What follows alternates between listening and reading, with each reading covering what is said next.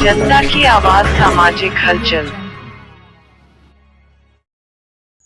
Hello, मैं फिरोज खान सामाजिक हलचल से।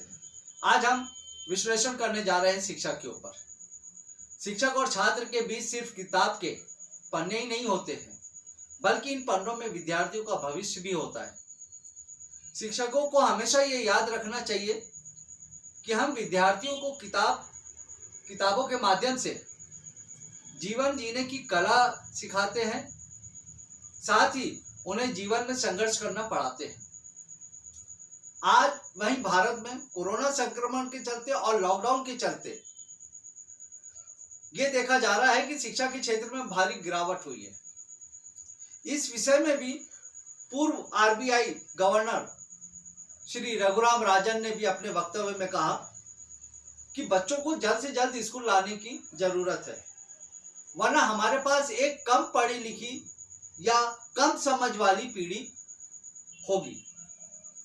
आगे उन्होंने कहा कि कई गरीब परिवार में बच्चों के पास ऑनलाइन डिवाइसेस नहीं है, तो वो अपनी पढ़ाई कैसे कर सकते हैं, इसकी आप कल्पना कर सकते हैं। अगर आप स्कूल से 1.5 साल दूर रहते हैं तो ये समझ लीजिए कि लगभग 3 साल पीछे चले गए।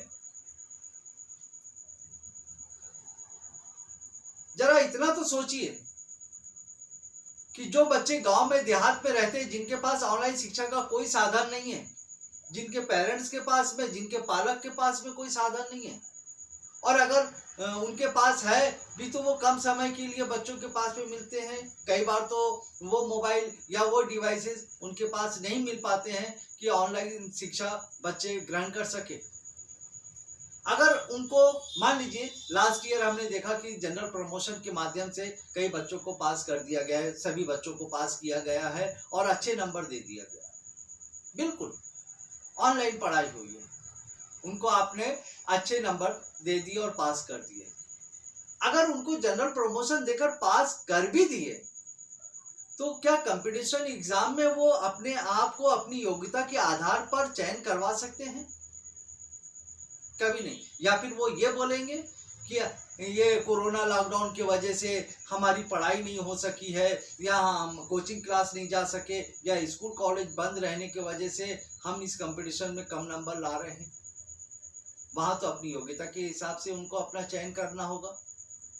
यहाँ पर हम कहीं ऐसा तो नहीं कि भ्रष्टाचार को जन्म दे रहे हैं, फिर लोग पैसा देके अपने बच्चों का चयन कराएंगे।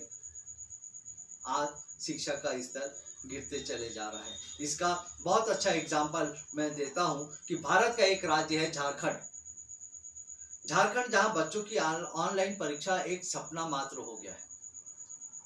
रांची विश्वविद्यालय के विजिटिंग प्रोफेसर जिया ट्रेज एवं भारत ज्ञान विज्ञान समिति के राष्ट्रीय सचिव काशीनाथ चटर्जी ने झारखंड के मुख्यमंत्री हेमंत सोरेन सरकार को एक पत्र भेजकर बताया कि लगभग 93.6% बच्चों के पास अपना मोबाइल ही नहीं है। वे अपने परिवार के दूसरे सदस्यों से मोबाइल लेकर क्लास करते हैं, और कभी तो वो मोबाइल या वे अपने परिवार के दूसरे जो उन्हें अधिकतर नहीं मिलता, और लगभग 5 से 5.3% ऑनलाइन पढ़ाई कर पा रहे हैं। बाकी बच्चे अपनी शिक्षा से दूर है। क्या ऐसे में एक शिक्षित और अच्छे राष्ट्र की हम कल्पना कर सकते हैं? क्या 130 करोड़ की आबादी में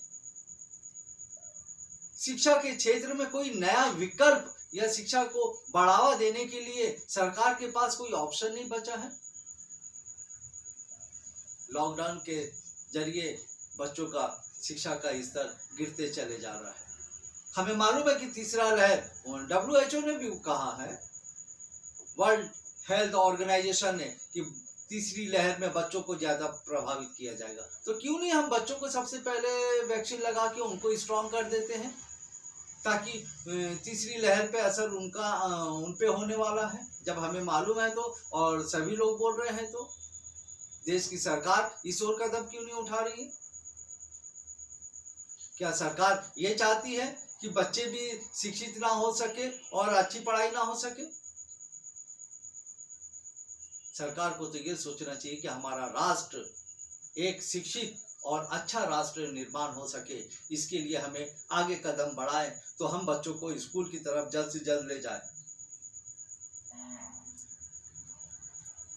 इसलिए बच्चों को सबसे पहले बच्चों के पेरेंट्स को जागरूक करें ताकि बच्चों को वो वैक्सीन लगाए, या सरकार ने जो उनके लिए अच्छे हेल्थ के लिए, अच्छे स्वास्थ्य के लिए जो भी कदम उठाया है सरकार, सबसे पहले बच्चों की तरफ ध्यान देके उसे पूरा करने का प्रयास करे ताकि एक शिक्षित समाज का विकास हो सके। आज कोरोना में कुछ ऐसी बातें सामने आ रही हैं, कुछ ऐसे व्यूज सामने आ रहे हैं, कुछ ऐसी बातें दिखने को मिल रही है जो हास्य का विषय बन जा रही है। अभी एक जगह एक मासूम बच्चे को जब इंजेक्शन लगाया गया तो किस तरह की हरकत करता है, आइए देखिए इस वीडियो। अब मुझे भरने देना, छोड़ छोड़ दे, छोड़ जैसे चिरी करती है, मुरी मुरी मुरी मुरी, नहीं लूंगा नहीं लूंगा नहीं लूंगा, बाल ले बस बाल ले तू बाल, मैं नहीं रहूंगा ना तू क्या हंसता है।